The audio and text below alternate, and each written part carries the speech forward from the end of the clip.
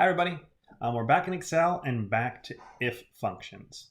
Okay, now like I said last time, you have to have some sort of check. You have to have a condition that you're looking at. And usually you do this with something called a logical operator. This could be things like the equal sign right here, the less than sign, the more than sign, or some combination thereof. So less than or equal to, more than or equal to, so forth, so on. Okay, now as a note, previously I said as long as your total is less than or equal to your budget, you're fine. However, I could have also framed it as saying if your budget is more than your total, you're fine.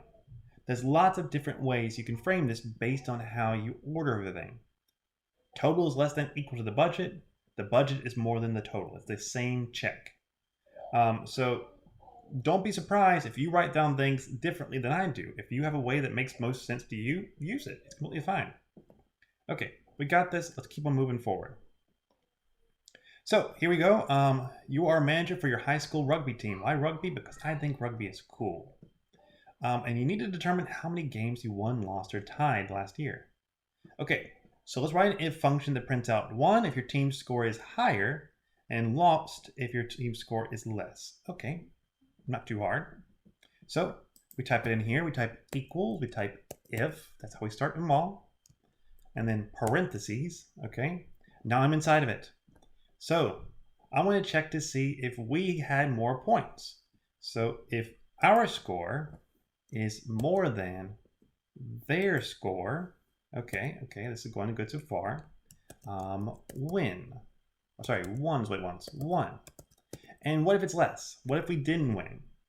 Well, now you need to type in lost. Okay, lost. Perfect. Okay, so if our score is more than their score, we won. If it's not, we lost. Okay, that seems to make sense. Value of true, won. Value of false, lost. Okay, and it even says I'm good. You can't really see it because this arrow kind of covers it over.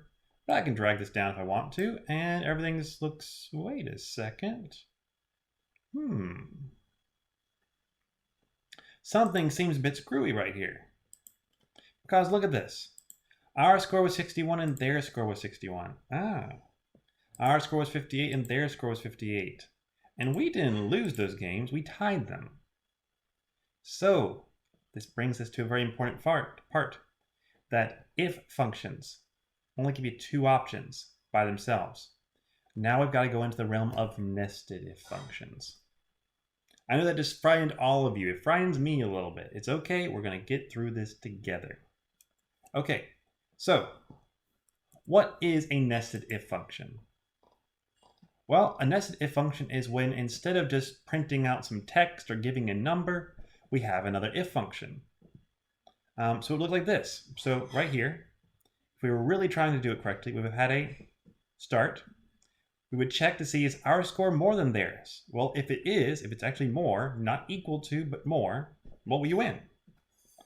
If your score is not more than theirs, that doesn't mean you necessarily lost. Because if your score is equal to theirs, it's not more and it's not less. It's just equal to. So that would both still be false. Okay, so you need to check again. You have to say, okay, well, it could be either equal to or less than right now. I'm not sure which one it is, so I've got to check a second time. So now you say, is your score less than theirs? Well, if that's true, you lost. I'm sorry to say that. If it's false, it means you tied, because it means the only thing that's left is equal to. And as you can guess, we could add another if function in here if there's more options. We could keep on going down and down and down and down until we have 50 billion options. A lot of programming is in if statements. It's saying I check something and I do something based on that. Back and forth, one or the other. Quite honestly, almost all the data you see in here, most of it's made with if functions. If I have a bunch of random words, I made an if function that was checking a random number. And if it was greater than something, it printed out one value. If it was less than something, it printed out another one. Okay.